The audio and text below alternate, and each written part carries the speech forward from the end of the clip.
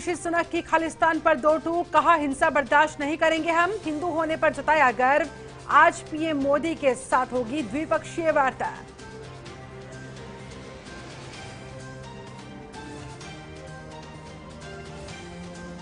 आज शाम G20 के मेहमानों के सम्मान में राष्ट्रपति द्रौपदी मुर्मू की डिनर पार्टी। नीतीश, ममता, स्टालिन भी करेंगे इस डिनर में शामिल होंगे।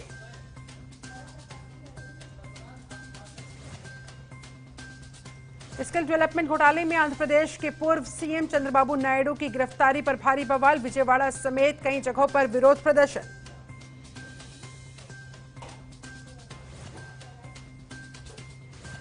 मोरक्को में आए जोरदार भूकंप से अब तक 820 की मौत, 500 से ज्यादा घायल। पीएम मोदी ने भी जताया दुख, मदद का दिया आश्वासन।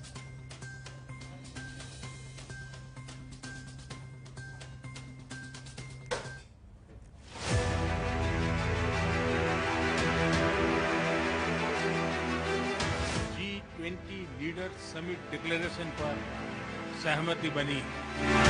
इस डिक्लेरेशन को एडॉप्ट करने की घोषणा करता हूं।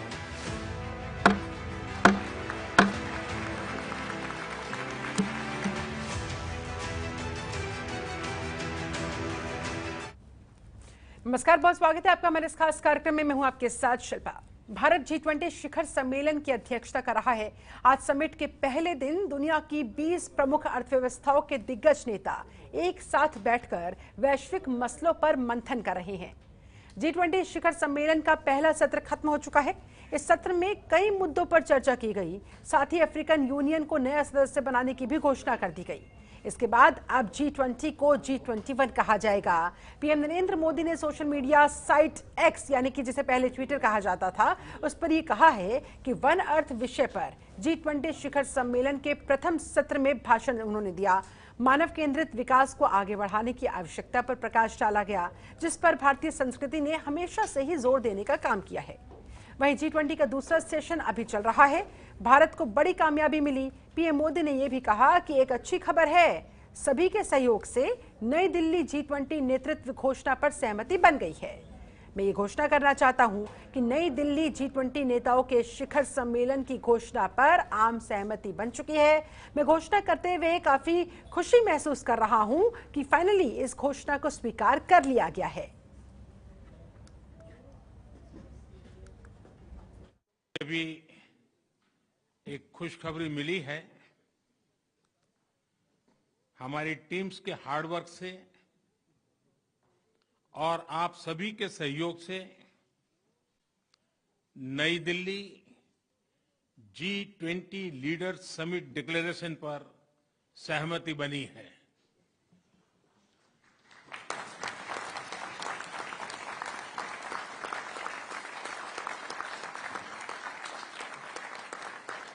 मेरा प्रस्ताव है कि इस लीडर्स डिक्लेरेशन को भी एडॉप्ट किया जाए।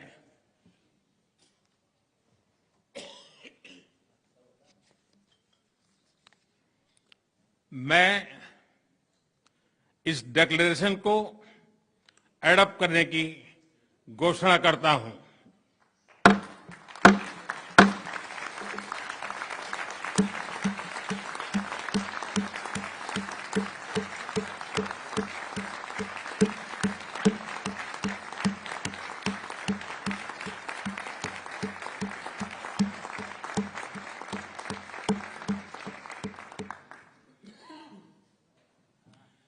इस अवसर पर मैं हमारे मंत्रीगण, शेरपा और सभी अधिकारियों का हृदय से अभिनंदन करता हूं, जिन्होंने अथाक परिश्रम करके इसे सार्थक किया है और इसलिए वे सभी अभिनंदन के अधिकारी हैं।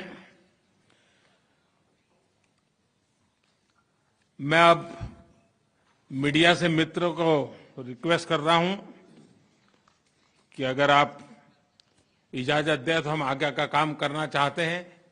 आप सभागृह से बाहर जा सकते हैं। G20 लीडर समिट डिक्लेरेशन पर सहमति बनी है।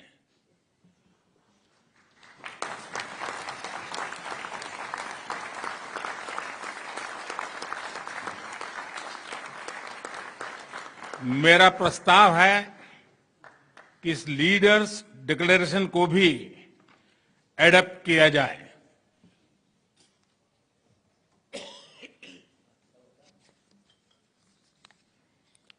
मैं इस डिक्लेरेशन को एडॉप्ट करने की घोषणा करता हूं।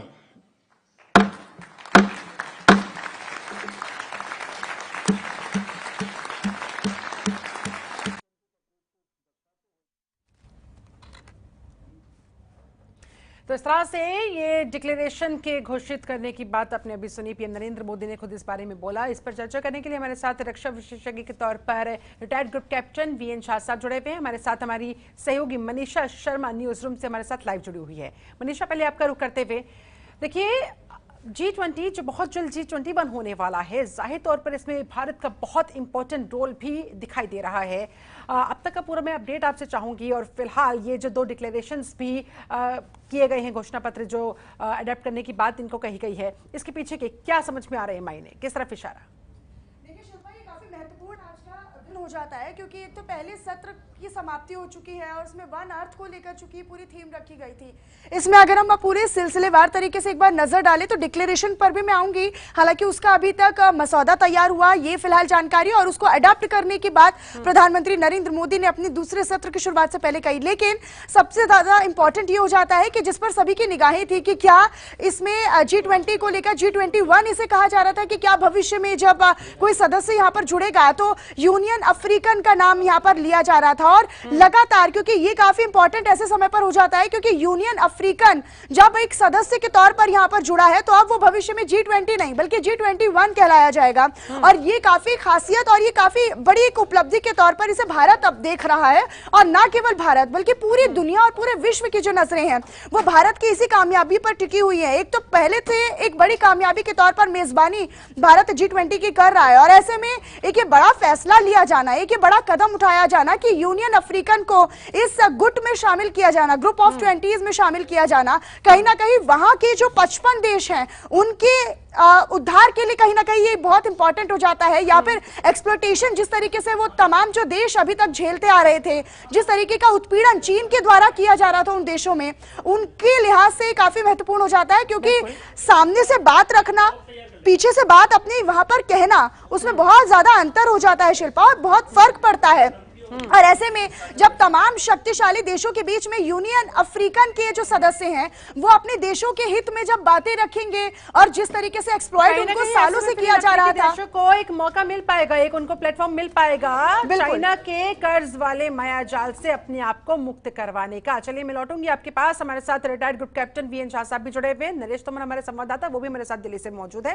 लेकिन पहले शाह साहब आपका रुख करते हुए, देखिए न्यू दिल्ली डिक्लेरेशन पर सहमति बन गई है, लीडर्स डिक्लेरेशन को भी अडॉप्ट करने की बात, ये घोषणा कर दी गई है पीएम मोदी की तरफ से।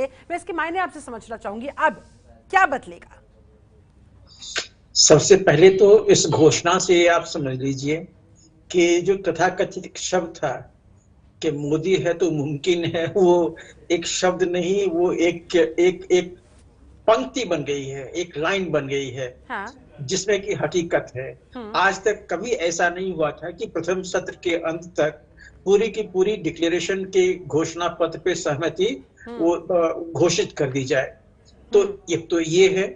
दूसरा, अभी तक कभी ऐसा नहीं हुआ था कि कोई भी नेशन जब भी कोई नया सदस्य बनता है तो उसी सत्र में उसी टेबल पे बैठ के वो अपनी बात कहने के लिए सक्षम हो जाता है। आज पहली बार हुआ है।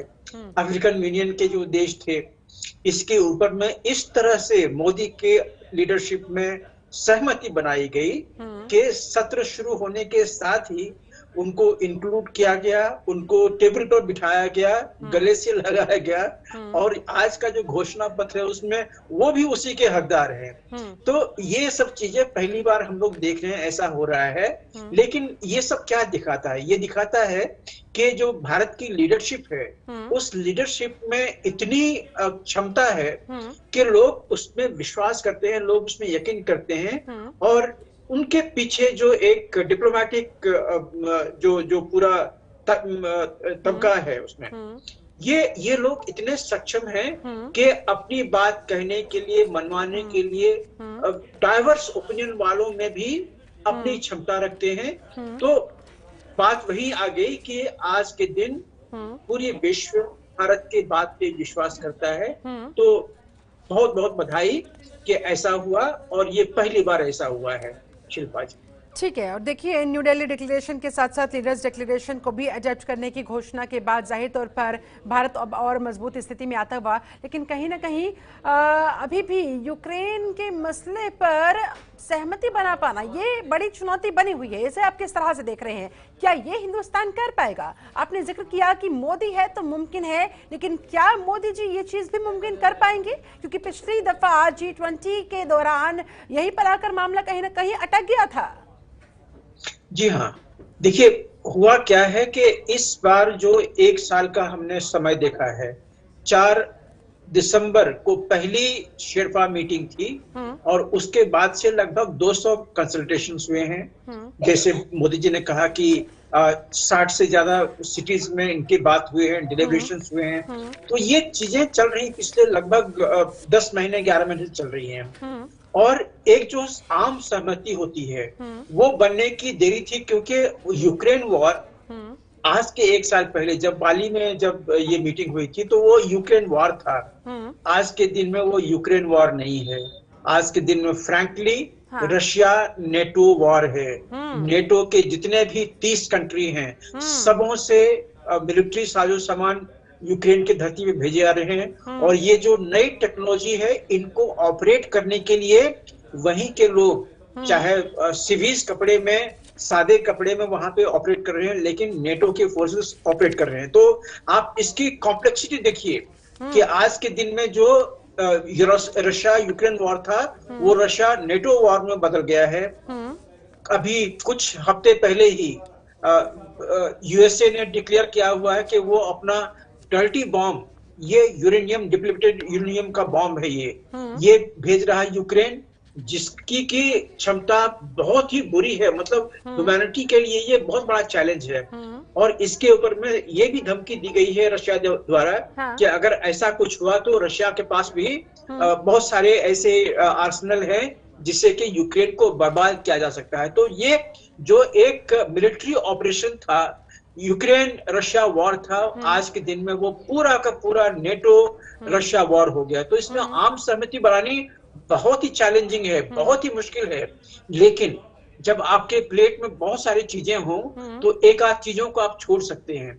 वही अभी है कि जिस तरह से पैंडेमिक हम बाहर आए हुए हैं, पैंडेमिक से सफर किए हुए कंट्री को जिस तरह से आर्थिक विषमता से बाहर लाने के लिए सहमति बनी है, जिस तरह से टेररिज्म से बाहर आने के लिए आप कह रहे हैं कि बहुत मुश्किल है, लेकिन असंभव भी इसे नहीं कहा जा सकता है। लेकिन ये संभव कैसे करके दिखाएंगे मोदी जी? क्या कुछ इसके पीछे की होगी रणनीति? क्या कुछ स्ट्रेटेजी को फॉलो करते हुए आगे बढ़ा जाएगा? इस पर भी मैं आगे करूंगी बात। हमारे साथ नरेश तोमर, हमारे संवाददाता, वो भी जुड़े हुए हैं। नरेश, सीधा आपका रुख करते हुए, किस तरह क्या चले आपके सामने? आपके पास क्या अपडेट, क्या ताजा जानकारी?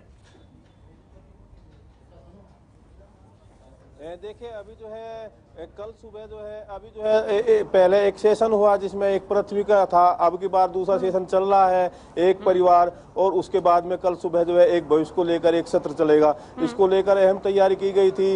एक जो पहला सेशन चला है उसके बाद में जो है कहीं न कहीं भारत की कूटनीति सबके सामने आई है। भारत विश्व गुरु बनने की राह पर है। इसको लेकर पूरी एक तैयारी आप देख सकते हैं शिल्पा। और साथ ही मैं बताना चाहूंगा, जिस टाइम जो है यूक्रेन और रशिया का जो है युद्ध चल रहा है, लेकिन इस G20 की बैठक में ऐसी कोई बात नहीं हुई। और कहीं न कहीं आर्थिक विकास को लेकर आर्थिक मुद्दे जो है इस बैठक के सबसे ज्यादा वो रहे। जलवायु परिवर्तन को लेकर जो है ये बैठक बेहद अहम थी। और साथ ही में जो है कहीं न कहीं जो है जिस तरह जो है अमेरिका जो है सामने आया है और उसने जो है कुछ डोनेशन जो है आर्थिक विकास के लिए विश्व के देशों के लिए दिए हैं, जो विकासशील देश है। तो ऐसे में बहुत बड़ी कामयाबी आप कह सकते हैं। साथ ही जो है बहुत बड़ी कामयाबी जाहिर तौर पर। लेकिन नरेश, देखिए, सेकंड सेशन अभी चल ही रहा है, उस पर चर्चा अभी जारी है। लेकिन अगर हम फर्स्ट सेशन की बात करें तो उसका क्या कुछ लबोलुबाब निकला? उसमें किन किन मुद्दों पर चर्चा हुई, किन किन मुद्दों पर सहमति बनी, क्या कुछ निष्कर्ष निकलकर सामने आया?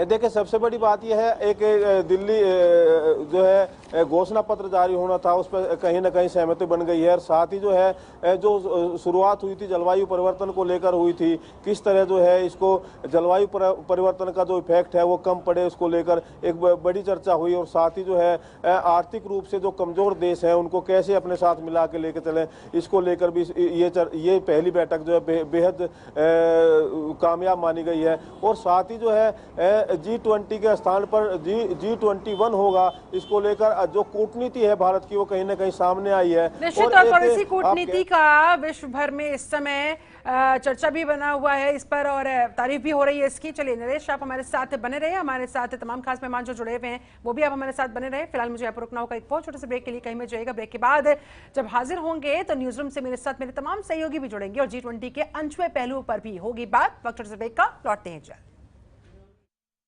रूप मंत्रा आयुर्वेदिक फेस वॉश, इसमें है क्यूकम्बर के प्योर एक्सट्रैक्ट्स जो नेचुरली चेहरे को मॉइस्चराइज रखे। ये कोई कॉस्मेटिक नहीं, आयुर्वेदिक औषधि है।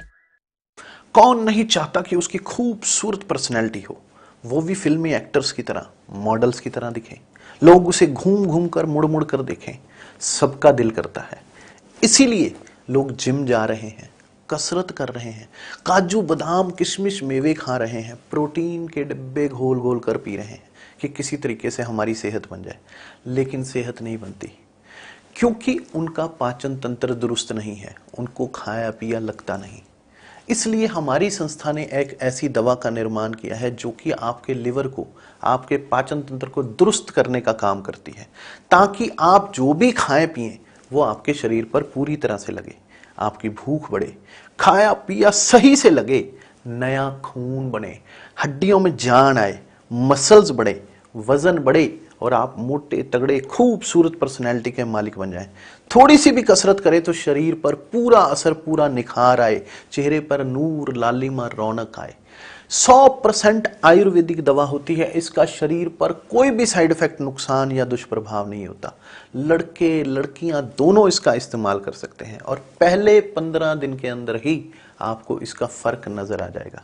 सिर्फ 699 रुपए की पूरे 1 महीने की दवा होती है और आप इसे घर बैठे 011-45454545 पर फोन करके दवा मंगवा सकते हैं। प्रकाश हॉस्पिटल, इन्फेक्शन से लेकर ट्रॉमा तक, बाल रोग से लेकर मनोरोग तक, किडनी से लेकर हृदय रोग तक, कॉस्मेटिक सर्जरी से लेकर न्यूरो सर्जरी तक, सभी तरह के रोगों का संपूर्ण इलाज विशेषज्ञ एवं अनुभवी डॉक्टरों द्वारा। Best hospital in Noida, Prakash hospital व प्रकाश institute.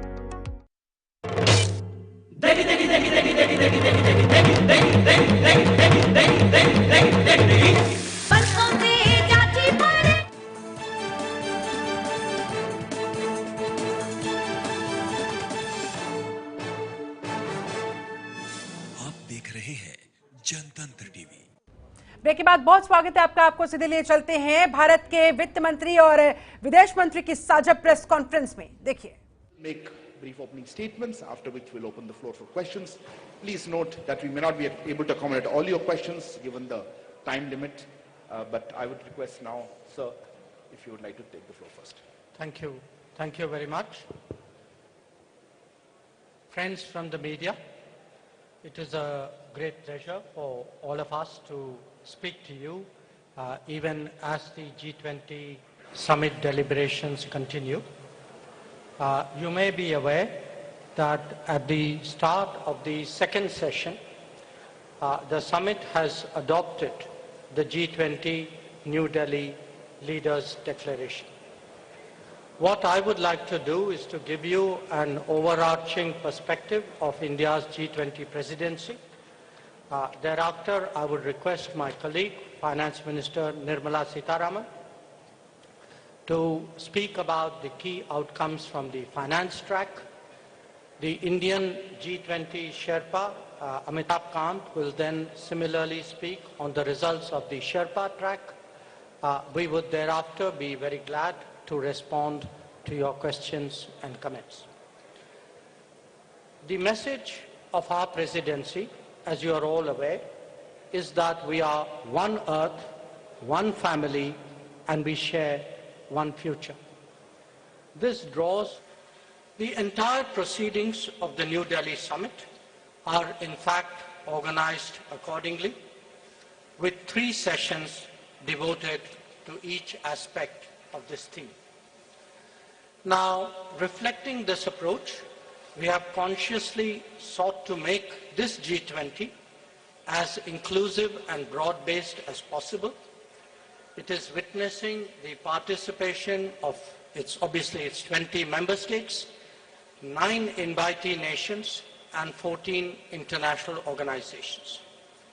It is a matter of particular satisfaction for us that the African Union has this morning become a permanent member of the G20, that too during the Indian presidency.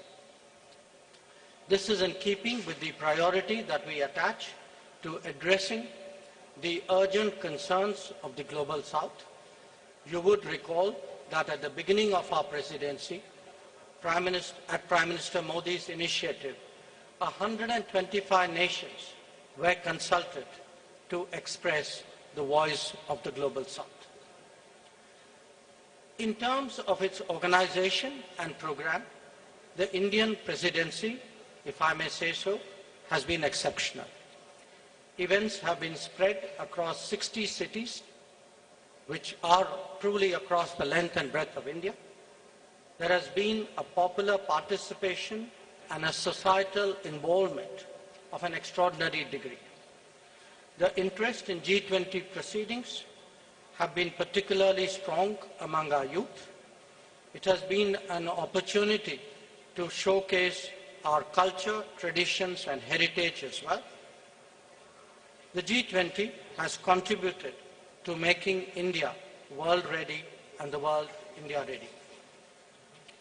The declaration that the leaders have agreed on today focuses on promoting strong, sustainable, balanced, and inclusive growth. It seeks to accelerate progress on SDGs and has come up with an action plan accordingly. It envisages a green development pact for a sustainable future. It endorses high-level principles on lifestyle for sustainable development, voluntary principles on hydrogen, the Chennai principles for a sustainable and resilient blue economy, and the Deccan principles on food security and nutrition, among others. The transformative and inclusive role of technology has been highlighted with a focus on digital public infrastructure. The Indian presidency's proposal of a One Future Alliance has also been noted. The G20 has reaffirmed the fundamental importance of gender equality and committed to halve the digital gender gap by 2030. Recognizing that the post-pandemic world order must necessarily be different from the world before it, the leaders have also emphasized the need to reinvigorate multilateralism and reform international financial institutions. This is particularly relevant to managing global debt vulnerabilities. So, as you can see, there have been many far-reaching and very consequential policies and decisions that have been agreed upon today. Keeping all that in mind, I would, at this stage, request Finance Minister to highlight the key issues from the finance track. Thank you, Jaishankarji.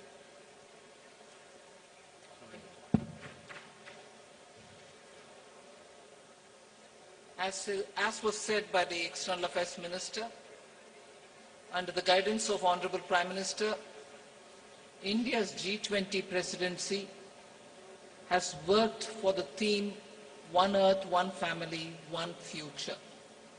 So today we are in a position to adopt, through the finance track, people-centric, action-oriented and far-sighted approach, and as a result of which several outcomes of the finance track will certainly reflect these objectives with which we started the negotiations. It has been very clear in our mind that we should ensure that no one is left behind in our pursuit of global solutions. So we have endeavored to support countries, especially those from the global south, to be an integral part of the global decision-making process. The G20, as you all know, is a very diverse group. Each country is at different milestones of economic development, and their trajectory is also very different in achieving their developmental goals. So through well-curated debates and careful assimilation of all the perspectives, the Indian presidency has crafted solutions that resonate with each member, offering a shared path forward for all. Many action-oriented outcomes of this presidency contain comprehensive strategies that cater to the unique needs and aspirations of all developing nations. We assumed the presidency at a challenging time of geopolitical tension. The Indian presidency has worked to ensure that these divergences don't overshadow the core developmental outcomes or concerns of the global community that demand collaborative solutions. So today, as I look back at the 10 months of Indian presidency, I am left with gratitude and satisfaction. I can confidently state that the Indian G20 presidency has walked the talk. Now, let me share with you just some of the key achievements of the Indian presidency, the finance track. First one is the outcomes which are focused on strengthening the MDBs to address shared global challenges of the 21st century. So under this strengthening MDBs, there are 4 key highlights that I'd like to bring to your notice. The first one is agreement on the need for a better, bigger, and more effective MDBs. It is so necessary to have better, bigger, and more effective MDBs because the developmental demands from all across the globe is so high, these institutions will have to be better and bigger. This is also going to contribute to enhancing representation and voice of developing countries in the decision making. The second under the MDBs, strengthening of MDBs, is the G20 Independent Expert Group on strengthening MDBs, and this was established and it has submitted its volume 1. The first report, their report consists of 2 volumes. The first volume has already been submitted. The report recommends a triple agenda that dovetails with the call for the bigger, better, and more effective MDBs. The third point in strengthening MDBs is the agreement to collectively work towards boosting World Bank's financing capacity. Here the options will be explored that will deliver a powerful boost to the IBRD headroom to support low-income and middle-income countries. And the fourth, endorsement for the G20 roadmap for implementation of the recommendations of an independent panel on capital adequacy framework of the MDBs. So the CAF recommendations are focused on enabling MDBs to use their existing resources effectively. The roadmap estimates, this is going to be of interest for the media, the roadmap estimates that implementation of the CAF and the measures thereby will potentially yield additional lending headroom of approximately $200 billion over the next decade. So through these achievements, India has harnessed the opportunity provided by the G20 presidency to effectively articulate and embed the priorities of the global south in the larger global conversation on the MDB reforms. I move to the second, laying the building blocks for a globally coordinated and comprehensive policy and regulatory framework for crypto assets. The global push for clearer policies on crypto assets has gained momentum under the Indian presidency, and a global consensus is emerging on the same. The presidency will support the IMF and the FSB, and FSB is also setting the contours of the regulatory framework for a globally coordinated approach to crypto assets. So the presidency, with the support of IMF and the FSB, is setting these contours. The IMF and FSB synthesis paper, about which I've spoken to the media earlier, including a roadmap. On that, I just want to give my observation. This synthesis paper delves into how the policy and regulatory frameworks developed by the IMF and the FSB, alongside the other standard-setting bodies, will fit together and interact with each other. This paper is now available in the public domain for all of you all to see. The third one, which I'd like to draw your attention to, is the financial inclusion and productivity gains through digital public infrastructure. India, as you all are aware, through the India Stack, became the first country to develop all three foundational DPIs: the digital identity, the real-time fast payment, and a platform to safely share personal data without compromising privacy. So embedded this concept in the G20 financial inclusion agenda by formulating G20 policy recommendations for advancing financial inclusion and productivity gains through digital public infrastructure. This set of recommendations cover 5 aspects: use of DPIs and accelerating financial inclusion, fostering well-designed DPIs, regulatory and supervisory aspects of DPI, institutional and governance arrangements by DPI, and ensuring customer protection.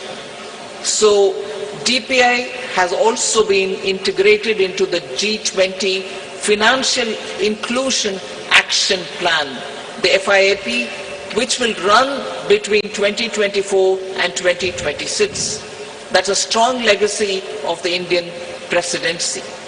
We also assume the co-chair of the Global Partnership for Financial Inclusion. The implementation of the Financial Inclusion Action Plan, as well as the policy recommendations on DPI, will remain as areas that will continue to be heard across the G20 forum. So the fourth one, which I'd like to highlight, is the debt resolution under the common framework and also beyond the common framework. Since its establishment in 2021, only Chad as a country has had its debt restructured. The others have been waiting. So since India took over the G20 presidency, good progress has been made in the ongoing country cases under the common framework of debt treatment, and the 3 countries in that are Zambia, Ghana, and Ethiopia. We've also succeeded in using the G20 platform to also put in place a coordinated mechanism to address the debt situation of Sri Lanka, which is outside of the common framework. So G20 will continue discussing the policy-related issues linked to the implementation of the common framework and make periodically such appropriate recommendations. The launch of the Global Sovereign Debt Roundtable, which is co-chaired by IMF, the World Bank, and also the G20 presidency, to enhance the conversation among the various stakeholders and address current shortcomings in the debt restructuring process. That has now become an institution which is actually acting as a catalytic agent in getting resolutions done faster. The fifth point under the finance track, which I'd like to bring to your notice, is the financing of cities of tomorrow. Key concerns of the low-income countries and emerging markets has always been to mobilize resources for financing sustainable, resilient, and also inclusive cities of tomorrow. The G20 principles, which are issued for financing cities of tomorrow to promote effective and efficient use of financial resources, to support urban development that is socially inclusive, environmentally responsible, and economically sustainable are now all under the framework of the principles which have been used. The NDBs and the development financial institutions can use these principles in their financing plans for urban infrastructure. The sixth, which I'd like to quickly draw your attention, is the two-pillar solution on global taxation, the international taxation. We've made substantial progress in the two-pillar solution, and the work has also happened on the exchange of information on immovable property transactions between countries. There is a launch of the pilot program of the South Asia Academy in India for tax and financial crime investigation in collaboration with the OECD. The seventh, on which I'll elaborate, is mechanism to support the timely and adequate mobilization of resources for climate finance. Till date, the conversation was focused on calling on developed countries to say, where is that $100 billion US dollars, which didn't come. But Indian presidency adopted an action-oriented approach, and the G20 explored mechanisms that can support timely and adequate mobilization of resources for climate finance, facilitating access to multilateral climate funds and enhancing their leverage and ability to mobilize private capital has also been our focus. Special focus again on development, demonstration, deployment of green and low carbon technologies.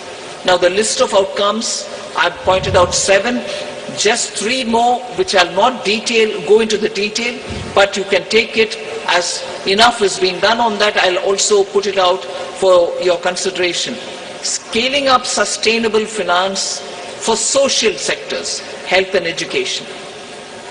Technical assistance for capacity building. Then global conversation on transition policies, especially to include range of options, both on pricing and non-pricing.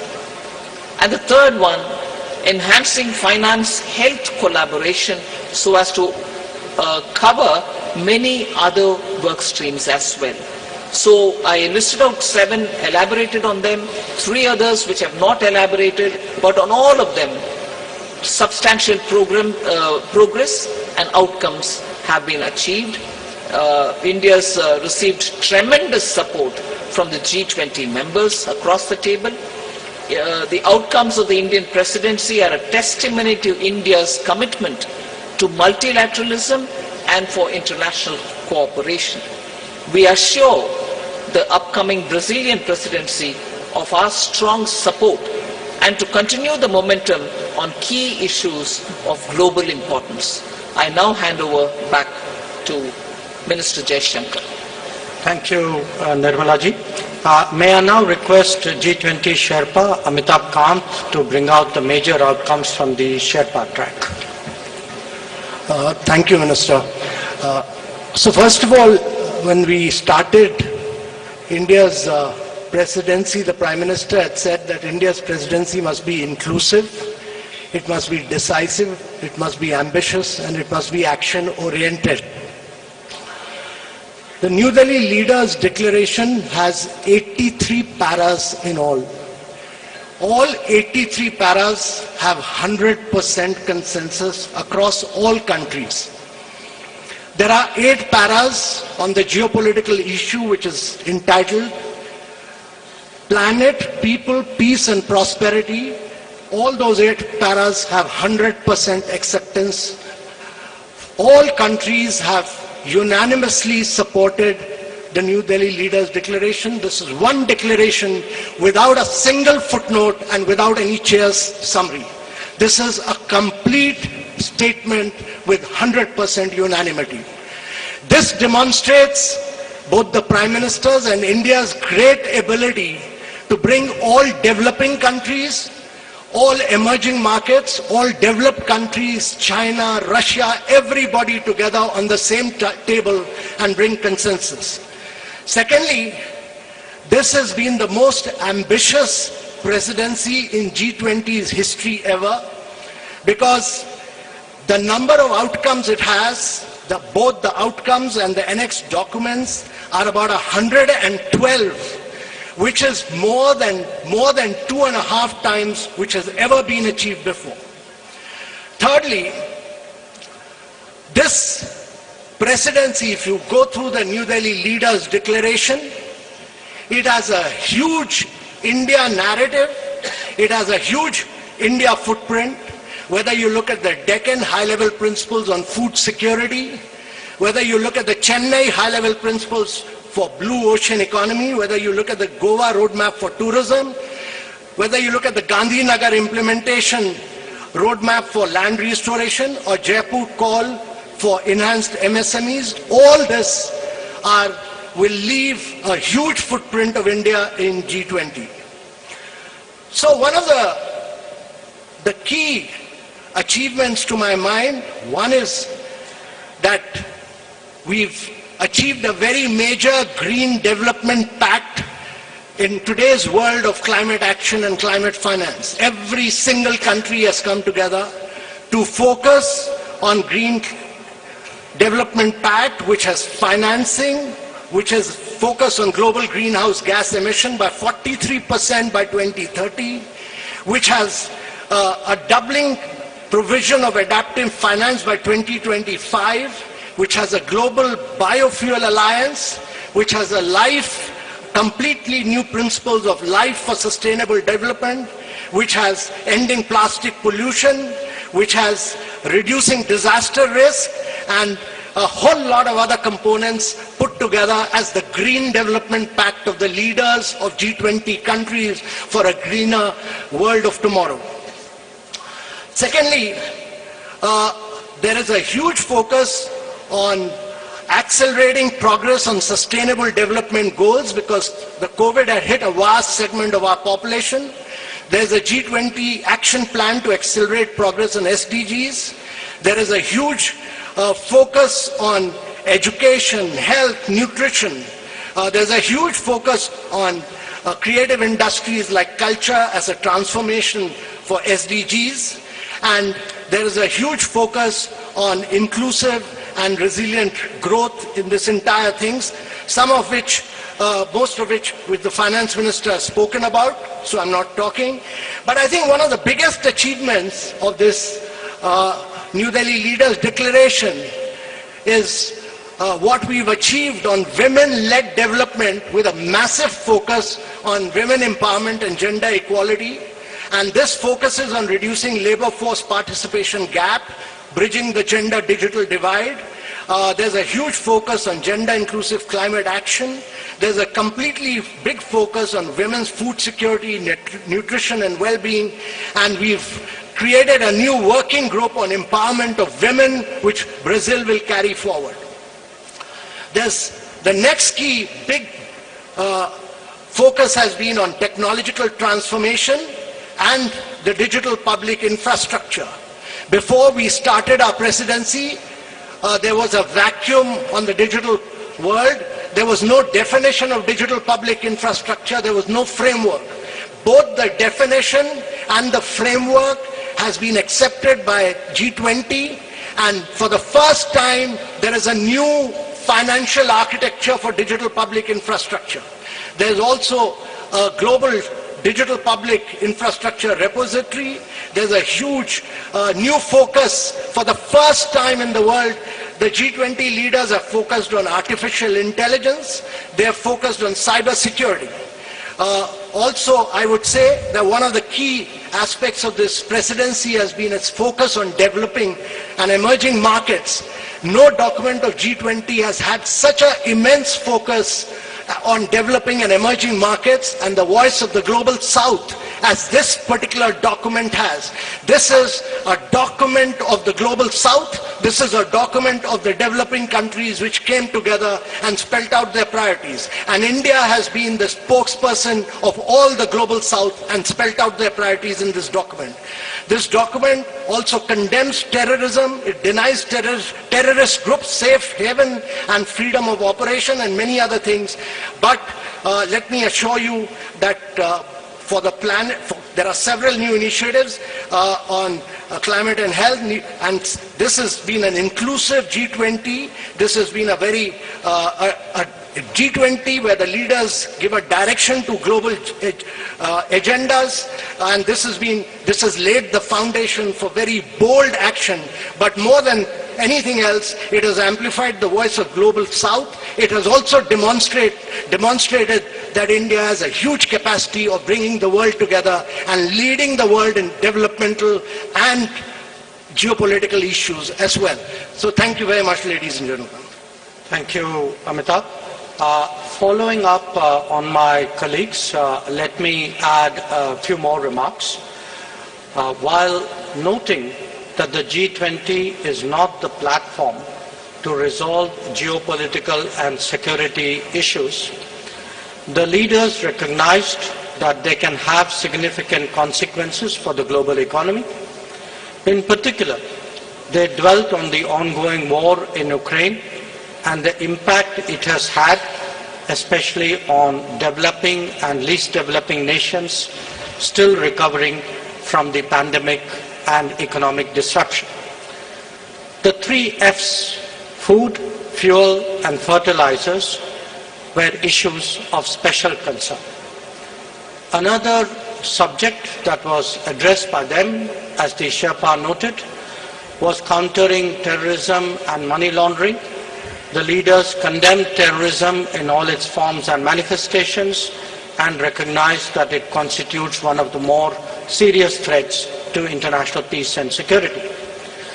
So, in conclusion, as you can all see, all G20 member states have come to New Delhi with a strong sense of responsibility about addressing the most pressing global challenges. Speaking for India, we are clear that no one left behind, as the finance minister highlighted, no one left behind is as much a foreign policy goal as it is a domestic one. Indeed, it should be a global one. Obviously, there are differing viewpoints and interests at play in regard to the various issues under discussion. However, we have been able to find common ground on all of them. As a result, we can justifiably state that under Prime Minister Narendra Modi's guidance, the New Delhi Summit has given clear directions for the growth and development of the global economy in the years ahead. We would be glad to respond to your queries. Thank you. Thank you very much, sir. Before I open the floor for questions, let me just mention that the document in question, the New Delhi Declaration, has been uploaded on the website about an hour ago, and please have a look at it. Let me open now the floor. I see gentleman at the back. Yeah, right there at the back on the left. Yeah. Parikshit, right? Yeah, please. No, not there. Behind you.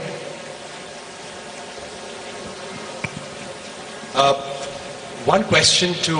please introduce yourself and the organization. I'm Parikshit Luthra from CNBC TV 18. My question to Minister Jaishankar and G20 Sherpa Amitabh Kant and also Finance Minister Nirmala Sitharaman. How difficult was it to have consensus on the wording of the Ukraine-Russia war? This has been a difficult point in every conversation in the G20. There were several drafts circulated. We heard of a new draft this morning as well. Were there any countries which actually helped India in bringing consensus on the table? I see a name. I see the lady here. Please, ma'am. Yeah, you.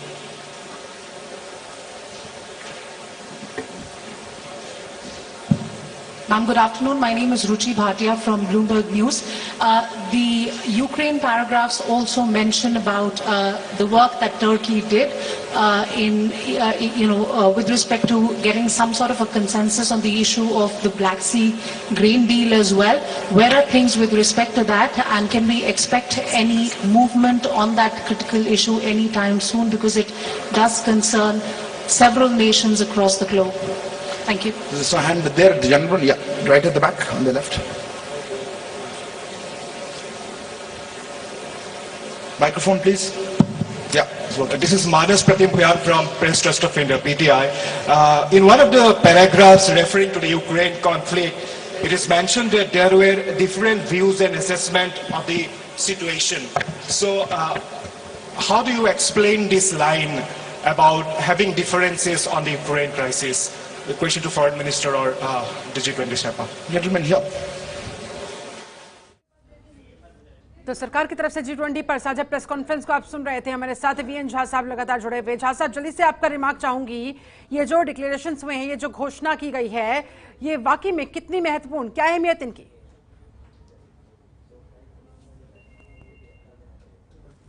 जो कि G20 की leadership face कर रहे थे, मुझे उन सबों का सॉल्यूशन मिल गया है इस डिक्लेरेशन में।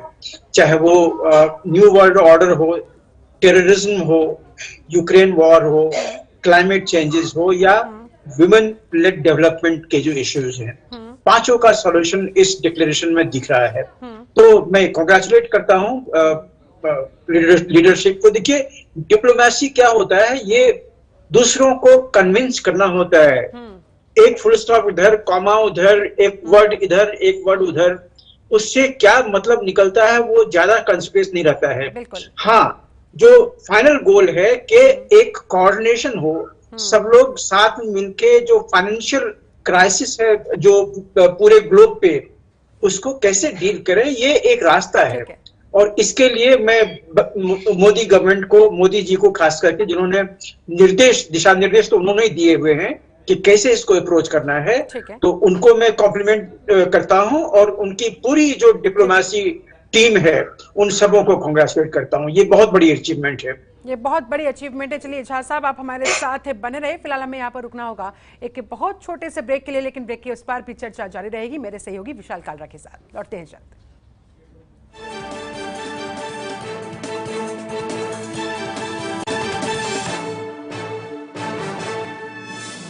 देख रहे हैं जनतंत्र टीवी। आत्मनिर्भर भारत के शिल्पी यशस्वी प्रधानमंत्री श्री नरेंद्र मोदी जी के मार्गदर्शन में आजादी के बाद सही मायनों में यूपी सरकार गरीब कल्याण के लिए कार्य कर रही है। हमारी सरकार गरीबों को समर्पित है, गरीबों की है। मुख्यमंत्री श्री योगी आदित्यनाथ जी के कुशल नेतृत्व में उत्तर प्रदेश में अब तक प्रधानमंत्री आवास योजना और मुख्यमंत्री आवास योजना के तहत 54 लाख से भी ज्यादा परिवारों को पक्के मकान मिल चुके हैं।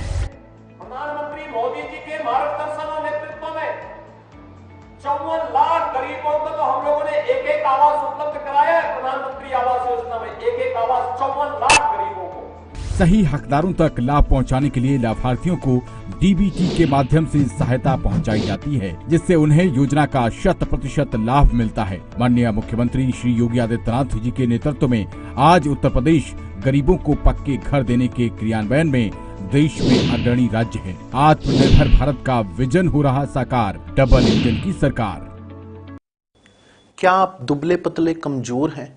आपकी सेहत नहीं बनती, भूख कम लगती है, वजन नहीं बढ़ता? दरअसल मेन बात खाना पीना खाना नहीं है, मेन बात है खाया पिया शरीर को लगना।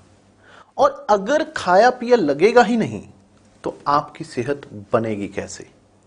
इसलिए हमारी संस्था सन्यासी आयुर्वेदा ने एक ऐसी दवा का निर्माण किया है जो कि आपके लिवर को, आपके पाचन तंत्र को दुरुस्त करने का काम करती है, ताकि आप जो भी खाएं उसका पूरे का पूरा निचोड़ आपके शरीर को लगे, आपकी भूख बढ़े, खाया पिया सही से लगे, नया खून बने, हड्डियों में जान आए, वजन बढ़े और आप मोटे तगड़े खूबसूरत पर्सनैलिटी के मालिक बन जाएं।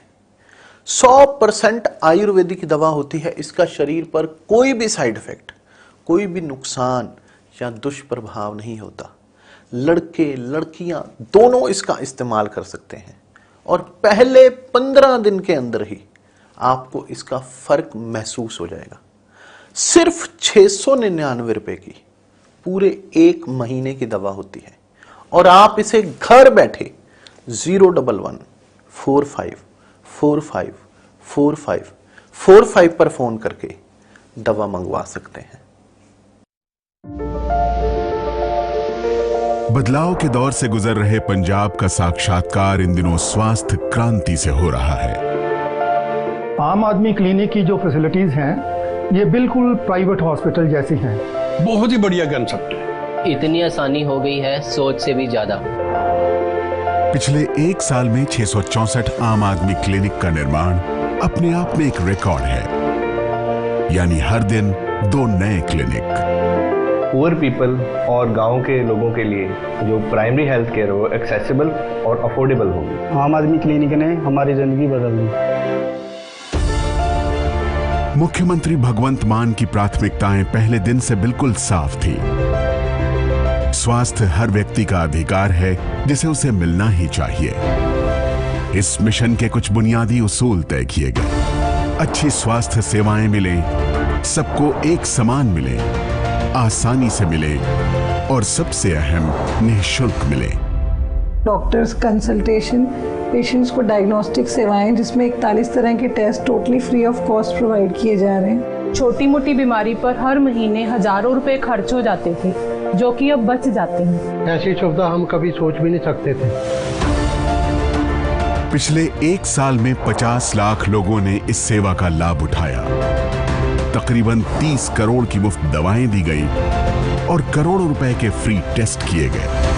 गरीबों के लिए तो ये सचमुच वरदान साबित हो रही है। जब हम प्राइवेट कहीं भी जाएं तो 600-700 रुपए तो फीस ही है। हमारी काफी बचत हो रही है। We are very thankful to government. लोग खुश हैं। सरकार का ये कदम आम आदमी के जीवन को एक खास तरह से छू रहा है, ऐसे जैसे कोई अपनों के लिए अपना फर्ज निभा रहा हो।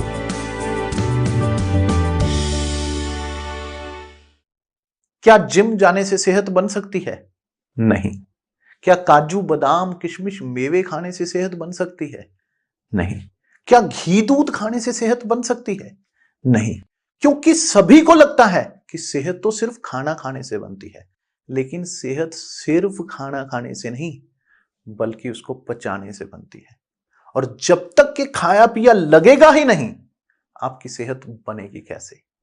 इसलिए हमारी संस्था सन्यासी आयुर्वेदा ने एक ऐसी दवा का निर्माण किया है जो कि आपके पाचन तंत्र को, आपके लिवर को दुरुस्त करने का काम करती है, ताकि आप जो भी खाएं उसका पूरे का पूरा निचोड़ आपके शरीर को लगे, आपकी भूख बढ़े, खाया पिया सही से लगे, नया खून बने, हड्डियों में जान आए, वजन बढ़े, चेहरे पर नूर, लालिमा, रौनक आए और आप खूबसूरत पर्सनैलिटी के मालिक बन जाए। 100% आयुर्वेदिक दवा होती है, इसका कोई भी नुकसान नहीं होता। लड़के लड़कियां दोनों इसका इस्तेमाल कर सकते हैं और पहले 15 दिन के अंदर ही आपको इसका फर्क महसूस हो जाएगा। सिर्फ 699 रुपए महीने की दवा होती है और आप इसे घर बैठे 01145454545 पर फोन करके दवा मंगवा सकते हैं। डेंगू से बचने के लिए जरूरी है आसपास पानी जमा ना होने दें। डेंगू से बचाव करना है तो याद रखिए ये सारी बातें। डेंगू के मच्छर साफ पानी में पनपते हैं, इसलिए अपने आसपास पानी जमा नहीं होने देना है और रखनी है साफ सफाई। पानी की टंकी व जल संचय के बर्तनों को रखना है ढककर। सभी गुलदस्तों, गमलों, पानी के बर्तनों, कूलर का पानी सप्ताह में 1 बार पूरी तरह से खाली कर दे और सुखाकर फिर से पानी भरें। प्रयोग में न आने वाले खाली बर्तन, बोतल, डब्बे, टायर, नारियल के खोल जैसी चीजें इधर उधर ना फेंके। इनमें जमा हो सकता है बारिश का पानी और पनप सकते हैं डेंगू के मच्छर। मच्छरों से बचने के लिए ऐसे कपड़े पहने जो शरीर को ज्यादा से ज्यादा ढके। मच्छरदानी का इस्तेमाल करें। बिना चिकित्सकीय सलाह के कोई भी दवा न ले। नमस्कार। डेंगू और मलेरिया की रोकथाम, नियंत्रण और बचाव के लिए हम सभी को अपने आसपास के वातावरण को स्वच्छ बनाए रखना है, क्योंकि बारिश के मौसम में संक्रामक बीमारियों के साथ साथ डेंगू और मलेरिया के लार्वा भी तेजी से पनपते हैं। मेरा आप सभी से आग्रह है कि अपने घर में और घरों के आसपास साफ सफाई रखें, जल भराव न होने दें, ताकि डेंगू और मलेरिया की रोकथाम व नियंत्रण के लिए इस बीमारी की मूल वजह पर चोट की जा सके। हम सभी प्रत्येक रविवार को यह सुनिश्चित करें कि डेंगू के मच्छर आपके घरों या आसपास पनप तो नहीं रहे हैं। छतों पर, कूलरों पर और गमलों की ट्रे पर पानी एकत्रित न होने दें। उस स्थान को साफ सुथरा रखें। हम सभी डेंगू और मलेरिया से बचाव के लिए जागरूकता फैलाएं और एक संकल्प लें कि आसपास के वातावरण को स्वच्छ बनाए रखेंगे और एक दूसरे को सहयोग करते रहेंगे। हर रविवार रहें तैयार, स्वच्छता अपनाकर करें डेंगू और मलेरिया पर वार। धन्यवाद। जागरूकता के साथ बरतनी है सावधानी।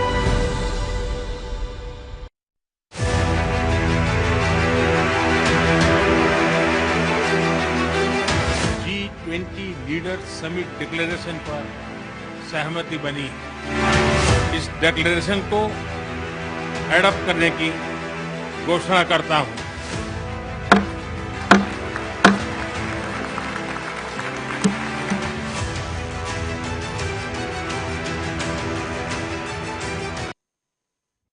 तो G20 से बड़ी खबर इस वक्त ये निकल कर आ रही है कि अब से थोड़ी देर पहले प्रेस कॉन्फ्रेंस करके G20 शेरपा अमिताभ कांत ने, साथ ही साथ विदेश मंत्री एस जयशंकर, वित्त मंत्री निर्मला सीतारमण ने कहा कि G20 के साझा बयान को लेकर सभी देशों में सहमति बन गई है और यह भारत की एक बड़ी कूटनीतिक जीत है। इस प्रेस कॉन्फ्रेंस में यह बताया गया कि G20 के साझा बयान पर सभी देश सहमत हैं। इस साझा बयान में 83 पैराग्राफ हैं, 83 पैराग्राफ्स हैं और इन सभी पैराग्राफ पर सभी देश सहमत हैं। आपको याद होगा जब पिछली G20 हुई थी तो आउटकम डिक्लेरेशन जो था इस पर सहमति ही नहीं बन पा रही थी, क्योंकि रूस यूक्रेन युद्ध को लेकर हर देश की अपनी चिंताएं थी और कई देश ऐसे थे जो कुछ खास शब्दों को इस डिक्लेरेशन में शामिल नहीं करना चाहते थे। लेकिन भारत के लिए यह एक बहुत बड़ी उपलब्धि है कि G20 के साझा बयान को लेकर सभी देशों को एक मत करने में भारत कामयाब हो गया है। यूक्रेन के संदर्भ में इसमें रूस का कोई जिक्र नहीं किया गया है, यानी कि रूस पर सीधे तौर पर उंगली नहीं उठाई गई है, लेकिन साथ ही यह भी कह दिया गया है कि परमाणु हमले की धमकियां या इस तरह की बातों को स्वीकार नहीं किया जा सकता है। आर्टिफिशियल इंटेलिजेंस पर जोर दिया गया है, साइबर सिक्योरिटी पर जोर दिया गया है, फूड सिक्योरिटी पर जोर दिया गया है, एनर्जी सिक्योरिटी पर जोर दिया गया है और ये सारे वो मुद्दे हैं जिन पर ये सभी देश सहमत हैं, एक साथ आगे मिलकर काम करने पर सहमत हैं। और साथ ही भारत की कोशिश यह थी कि G20 में सिर्फ अमीर और संपन्न देशों की बात ना की जाए, उन देशों की भी बात की जाए जो विकासशील हैं, उन देशों की भी बात की जाए जो अंडर डेवलप्ड हैं, जो गरीब हैं, और साथ ही अफ्रीकन यूनियन को भी वो साथ और सम्मान मिलना चाहिए जिसका वो हकदार है। और भारत ने इसके लिए पूरी मेहनत की, भारत इसमें कामयाब भी हुआ है। चर्चा के लिए मेरे साथ कई खास मेहमान हैं। मोहम्मद अमीन साहब, पूर्व राजनयिक, हमारे साथ स्टूडियो में है। बहुत बहुत स्वागत है सर आपका। वीएन झा साहब, रक्षा विशेषज्ञ, हमारे साथ जुड़ रहे हैं। विदेश मामलों के जानकार जेएस सोढ़ी साहब हमारे साथ हैं। आशीष कुमार, राजनीतिक विश्लेषक हैं और वरिष्ठ पत्रकार अमिताभ कुमार भी हमारे साथ जुड़ रहे हैं। मोहम्मद अमीन साहब, सबसे पहले तो G20 का साझा बयान, और इस साझा बयान में प्रधानमंत्री के उस वाक्य का जिक्र है जो उन्होंने व्लादिमीर पुतिन के सामने बैठकर कहा था, और वो वाक्य था कि this is not an era of war, ये युद्ध का समय नहीं है, ये युद्ध का युग नहीं है। एक बार फिर से उस वाक्य पर जोर देकर उसे साझा बयान में शामिल किया गया है। देखिए, हमारा जो देश है वो शांति प्रिय देश है और आज से नहीं ज़माने से हमने हमेशा शांति की स्थापना की, शांति को सोचा, शांति के बारे में प्रयास भी किए गए। कभी भी हमारे हिंदुस्तान में कभी ऐसे वार की बात नहीं थी। अशोका का टाइम भी था, तब भी जो कलिंगा वार थी वो स्टॉप हुई और बुद्धिज़्म बढ़ा। तो ये हमेशा देखने को मिला है कि हमारे देश के अंदर कभी भी आतंकवादी घटनाओं को ले लीजिए, किसी को ले लीजिए, कभी कोई बढ़ावा हमारा देश देना नहीं चाहता। हमारा देश एक प्रगतिशील देश है, जिसका कि आज आपको उदाहरण दिख गया कि मोदी जी की जो बात थी पुतिन के सामने कि this is not era of war, बिल्कुल सही बात थी और वो इस बात के लिए लगे रहे। पहली बात तो उनको सफलता मिली, उसकी मैं वो बधाई देना चाहता हूँ अपने देश के प्राइम मिनिस्टर को कि अफ्रीकन देशों को, जिनको 55 कंट्रीज़ हैं, उनको वो लेके आए साथ में, सबसे बड़ी बात, और उनको जोड़ा। और जोड़ने के बाद जो सफलता मिली है तो अब G20 की जगह ये G21 होगा आगे के लिए। अब आप देखिए कि रशिया और चाइना एक तरफ US जो कि नाटो देशों को लेकर चल रहा था, यूरोपियन यूनियन को लेकर चल रहा था, और वार बढ़ रही थी, रुक नहीं रही थी यूक्रेन की वार। उसके पीछे देखिए कल जैसे ही वो आए, आपने देखा होगा कि हमारे जो व्हाइट हाउस से चल के बाइडेन साहब दिल्ली आए और दिल्ली आके वो सीधे व्हाइट हाउस से मोदी हाउस में चले गए, बल्कि वो होटल में भी नहीं गए। और वहाँ पर जो 1-to-1 बात हुई वो एक बहुत बड़ी बात थी, क्योंकि कहते हैं कि दुनिया का राजा जो है, अभी कहा जाता है इसको अमेरिका, तो अमेरिका हर एक के ऊपर जो अपनी बात थोपता है या जो लगाता है सैंक्शंस, उसको मानना पड़ता है। लेकिन हमारे यहाँ हमारे जो विजडम ऑफ वॉइस है हमारे प्राइम मिनिस्टर की, जो स्वतंत्र वॉइस है और वो किसी के दब के काम नहीं करते, तो इसीलिए उसका नतीजा आपको देखने को मिला आज कि हमारा जो डिक्लेरेशन है, अभी देखिए बाली का भी डिक्लेरेशन क्लियर नहीं हुआ है, उस पर भी सिग्नेचर पूरे नहीं हुए, लेकिन आज हमारे मोदी जी ने बिल्कुल इसको क्लियर कर दिया और कहा कि देखिए ये हमारा जो है 83 पॉइंट्स का जो हमारा एजेंडा है वो पास हो गया है, लेकिन मैं समझता हूँ इसमें यूक्रेन की जो वॉर है उसको दूर रखा गया है और सिर्फ डेवलपमेंट की बात की गई है, फाइनेंशियल बात की गई है, इकोनॉमिक बात की गई है, टेररिज्म की बात की गई है।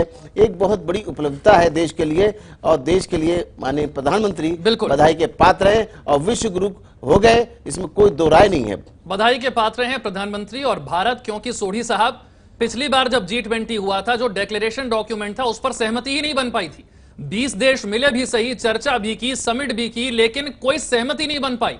भारत के लिए सबसे बड़ी चुनौती यही थी कि कम से कम जब इतने बड़े देश एक साथ एक मंच पर आ रहे हैं, कम से कम ऐसी कुछ बातें तो हो जिस पर आप सहमत हैं, जिस पर आप साथ मिलकर काम करने के लिए तैयार हैं। उस डिक्लेरेशन डॉक्यूमेंट के 83 पैराग्राफ पर भारत हर देश की सहमति लेने में कामयाब हो गया है। ये कितनी बड़ी कूटनीतिक जीत है और साथ ही रूस यूक्रेन वॉर के बीच ये सहमति बनाना कितना मुश्किल था। जय हिंद विशाल जी, ये मेरा सौभाग्य कि मैं आपके न्यूज चैनल और विख्यात को पैलेस के साथ हूँ। आज भारत की बहुत बड़ी कूटनीतिक जीत हुई है 2 महीनों में। सबसे पहले प्रधानमंत्री जी मोदी जी का जो प्रस्ताव था कुछ महीने पहले कि अफ्रीकन यूनियन को G20 का सदस्य बनाया जाए, आज सुबह उसकी हामी भरी गई और अफ्रीकन यूनियन को G20 का सदस्य बनाया गया। दूसरी जो भारत की बहुत बड़ी कूटनीतिक जीत हुई है वो ये कि ज्वाइंट न्यू दिल्ली डिक्लेरेशन, जिसमें 37 पेज है और 83 पैराग्राफ है और सारे देशों ने इसके हर अक्षर पे हामी भरी है, कंसेंसस किया है। मेरी राय में ये इतनी बड़ी कूटनीतिक जीत है कि आने वाले वक्त में इसको ऐतिहासिक माना जाएगा। विशाल जी, हम सारे जानते हैं पिछले साल जब बाली इंडोनेशिया में G20 का 17वां शिखर सम्मेलन हुआ था, वहां पे कंसेंसस डॉक्यूमेंट पे कोई हामी नहीं भरी गई थी। वहां पे कई पैराग्राफ के ऊपर आपसी देश की सहमति नहीं हुई थी और इस बार सहमति होना यह वाकई में दिखाता है कि भारत अंतर्राष्ट्रीय स्तर पे एक महाशक्ति बन के उभर चुका है और पूरा इसका है प्रधानमंत्री नरेंद्र मोदी को, foreign minister doctor S Jaishankar को, G20 के शेरपा अमिताभ कांत जी को और हर भारतीय नागरिक को जिसने इस शिखर सम्मेलन को बनाने में अपना योगदान दिया है। वीएन झा साहब, लेकिन ये सहमति बनाना इतना आसान नहीं था, बड़ी टेढ़ी खीर थी। इसके लिए आपको जिद छोड़नी पड़ती है, पीछे हटना पड़ता है, कई शब्दों को, कई पैराग्राफ को हटाना पड़ता है, तब जाकर यह सहमति बनती है। बड़ी इंटरेस्टिंग बात है, यूक्रेन के संदर्भ में कहीं रूस का जिक्र ही नहीं किया गया है, तब जाकर यह सहमति बनी है। और साथ ही रूस को समझाने के लिए यह भी कह दिया गया है कि परमाणु हमले या परमाणु हमले की धमकियां ये स्वीकार नहीं की जाएंगी। यह सहमति बनाना इतना आसान नहीं था, जरा यह भी समझा दीजिए।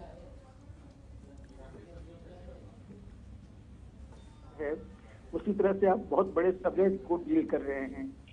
ये बहुत ही विशाल सब्जेक्ट है, जहाँ पे ऑलरेडी इतने G21 ग्रुप में थे, उसमें आज सुबह में एक और ग्रुप ऐड कर दिया गया है जिसमें 55 और लोग हैं और इतने सारे लोगों की सहमति से एक ऐसा डिक्लेरेशन जारी करना जिसके कि 1 साल पहले जिसमें कि किसी भी तरह की सहमति नहीं बनी थी, और उतना ही नहीं उसमें असहमति के लिए जो कुछ चीजें हुई हैं अभी पिछले 1 साल में उसको और उसने उसको दूषित किया हुआ है।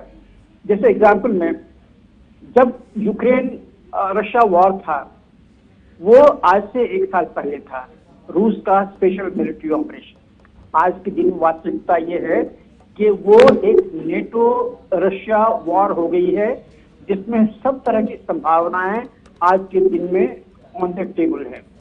दूसरा, आज से 1 साल पहले जब वो अनाज को जो वापस भेजने की अफ्रीकन नेशंस को, गरीब देशों को यूक्रेन से भेजने की जो सहमति बनी थी, आज के दिन में वो खत्म हो गई है।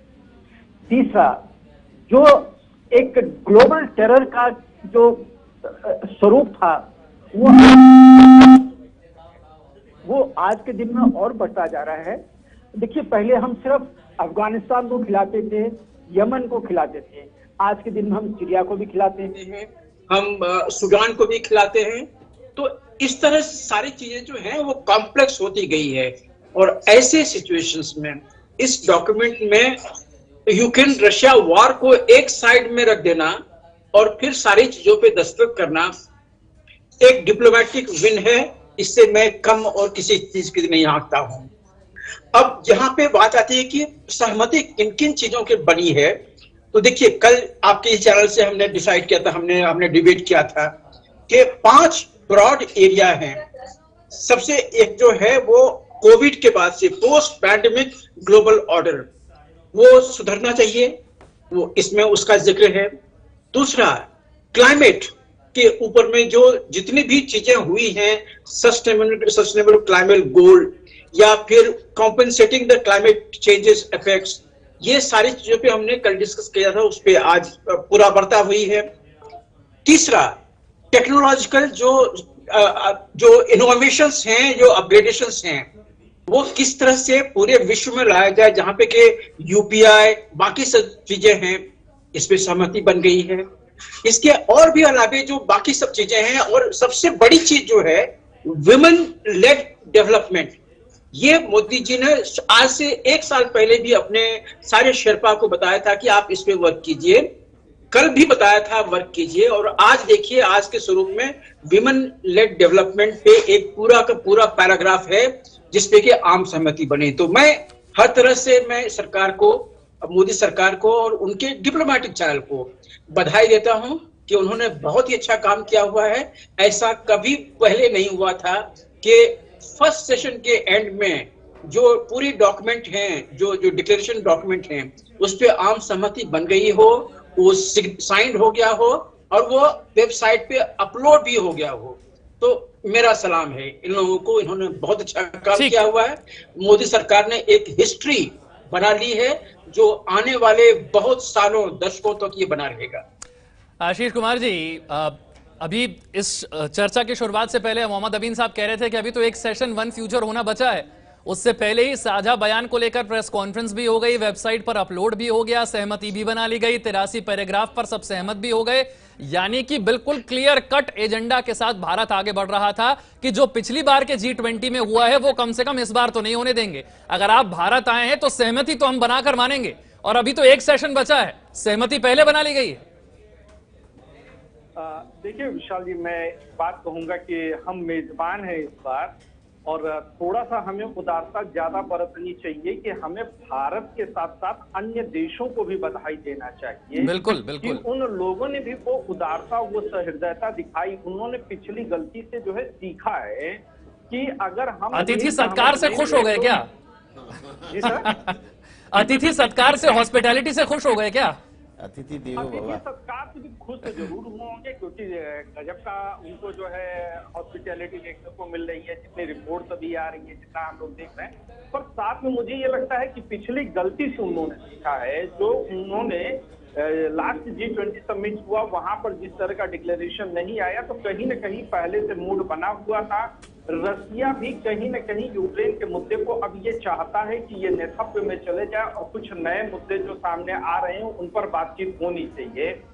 भारत की ये डिप्लोमेटिक जीत जरूर रही है, ये संदेह हमारे देश के जो प्रधानमंत्री हैं, प्रधानमंत्री के साथ काम करने वाली टीम है, उन्होंने निसंदेह बहुत गजब का काम किया, क्योंकि इतना जल्दी एक सेशन के पहले ही इस चीज का आ जाना और उसका जो है ऑफिशियली।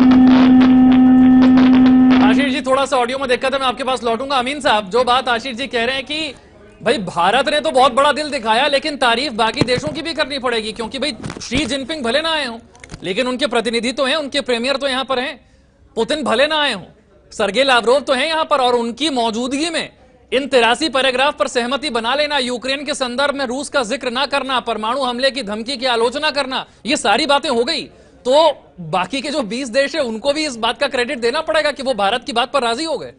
भाई देखिए, ऐसा है ना कि ये आप देख लेंगे पहले कि अफ्रीकी देशों की एंट्री के लिए पिछले 10 से 15 सालों से मेहनत चल रही थी, वो भी सक्सेसफुल हुआ ड्यू टू मोदी साहब।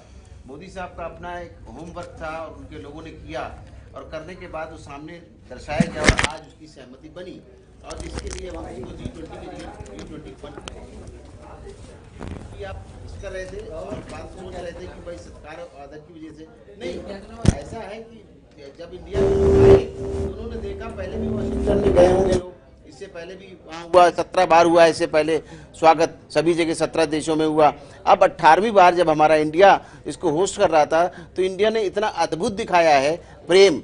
मैं तो खुद भी फॉरेन जाता रहता, मुझे पता है कि ये गोरे इतना हम लोगों को देते नहीं है सम्मान जितना कि आप कभी खुद भी अपना एक्सपीरियंस होगा। मैं अभी भी लौटा हूं पिछले हफ्ते अमेरिका से, तो मुझे मालूम है कि ये गोरे कॉमर्शियल है, ये हमको देते नहीं है। लेकिन जो मोदी जी ने इतना करके दिखा दिया कि जो सोच भी नहीं सकते थे सपने में, उसका ये नतीजा है कि उनको मजबूरन दर्जे हमारी बात माननी पड़ी। और मैं जो कह रहा था, कई बार रिपोर्टों में मैंने कहा है कि हमारा जो इंडिया है बहुत जल्दी विश्व गुरु बनेगा। आप देखिए आर्थिक स्थिति में भी हम 5वें पे थे, 3रे पे जा रहे हैं, तो ये बहुत बड़ी बात है मोदी जी के लिए, उनकी टीम के लिए, वो सब बधाई के पात्र हैं। अमीन साहब, आपने बड़ी इंपॉर्टेंट बात, बड़ी अच्छी बात कही कि ये जो गोरे हैं ये बहुत ज्यादा भाव आपको देते नहीं है जी, और ये आपकी बातों पर मान जाएं, सहमति दिखा दें, उनको जब तक अपना हित नहीं दिखता वो किसी की बात नहीं मानते। इसलिए पिछली बार डिक्लेरेशन में सहमति नहीं थी, तो ऐसा इस बार क्या हो गया भाई? आपके ऐसे कौन से हित आपको नजर आए इस डिक्लेरेशन में कि आप सब सहमत हो गए? आपने कहा ना नहीं भाव देते, कैसे देने लगे? नहीं, बाली में भी देखिए ना कहां सिग्नेचर हुआ है, लेकिन जो दिल्ली डिक्लेरेशन है वो आप देखिए कल होना था सेकंड हाफ में जी, और आज पहले दिन ही क्लियर हो गया और सारी प्रेस कॉन्फ्रेंस हो गई और 83 पॉइंट जो क्लियर हो गए। क्यों? क्योंकि एक बात लड़ रही थी, वो थी जो बड़े बड़े देश हैं उनमें आपका रशिया है, चाइना है, यूएस है। तो यूएस से तो कल सहमति बनी गई थी आने पर, चूंकि उन्होंने देखा कि व्हाइट हाउस से सीधे आए हैं हमारे मोदी हाउस में। मोदी हाउस में आने के बाद जो उनको भव्य स्वागत हुआ है, जो उनसे बातें हुई हैं, उन्होंने सोचा है, और हमेशा इससे पहले वो पुतिन से बात कर चुके थे हमारे मोदी जी, कि ये वार का समय नहीं है, अब डेवलपमेंट का है, पूरी दुनिया को सोचना है। और बहुत चीज़ें हैं जैसे क्लाइमेट चेंज है, फूड सिक्योरिटी है, बहुत सी चीज़ें हैं, इनको देखना है, गरीब देशों को भी देखना है, उनको भी उभारना है। उसकी वजह से आप देखिए कि सभी को झुकना पड़ा। और बात जो कही जा रही थी, तो हमारे लीडर ने कहा, हमारे देश के प्रधानमंत्री ने जो बात रखी है as a leader, as a president of this conference, तो उसको मानना पड़ा सबको, क्योंकि वो जस्टिफाइड बातें हैं और प्रैक्टिकल बातें हैं। बिल्कुल जस्टिफाइड और प्रैक्टिकल बातें। सोडी साहब, बहुत लोगों के मन में प्रश्न था कि भाई G20 की अध्यक्षता करना या G20 की मेजबानी करना क्या बड़ी बात है? ये तो रोटेशन में है, इस साल नहीं तो अगले साल ये मेजबानी तो मिलनी ही थी। इस मेजबानी को लेकर भारत ऐसा क्या कर लेगा? आज दुनिया के सामने स्पष्ट है ना कि भारत क्या कर सकता है, कैसे सारे देशों को एक बात पर, एक डिक्लेरेशन पर सहमत कर सकता है। यह भारत की मेजबानी की ताकत है। कोई शक नहीं है, जो लोग हमारी अध्यक्षता का मजाक उड़ा रहे थे, आज उन्हें एहसास हो गया होगा कि G20 जैसे संगठन की अध्यक्षता करना इस समय, जब इतना तनाव और टेंशन है पूरी दुनिया में, कोई छोटी बात नहीं है। जब हमने G20 की अध्यक्षता संभाली पिछले साल, उसके बाद हमने देखा कि इस साल फरवरी और मार्च में G20 के फॉरेन मिनिस्टर्स और डिफेंस मिनिस्टर्स की मीटिंग हुई, उसके बाद भी कोई साझा बयान नहीं निकला।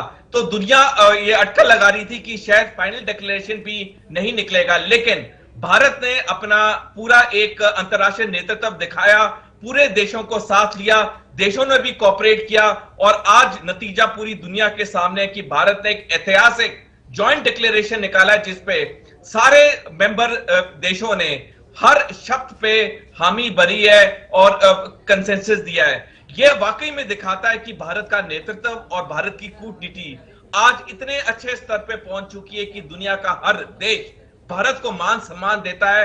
और मैं तो ये कहूंगा, जो भी सदस्य देश आए भारत, उन्होंने भारत का मान सम्मान बढ़ाया है कि हमारे देश में आके उन्होंने एक कंसेंसस दिया है और न्यू दिल्ली डिक्लेरेशन के हर शब्द पे उन्होंने कंसेंसस दिया है। तो जैसे पहले मेरे एक एस्टीम्ड स्पीकर ने कहा था, इसका श्रेय भारत के नेतृत्व को तो जाता ही है, लेकिन उन देशों को भी जाता है जो यहां आज भारत आए इसके 2 दिन के शिखर सम्मेलन में।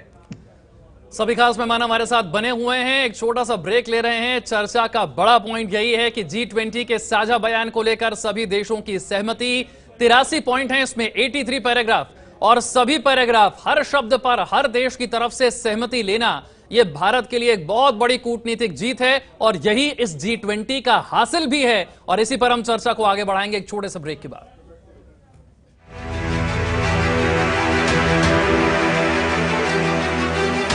G20 लीडर समिट डिक्लेरेशन पर सहमति बनी। इस डिक्लेरेशन को एडॉप्ट करने की घोषणा करता हूं।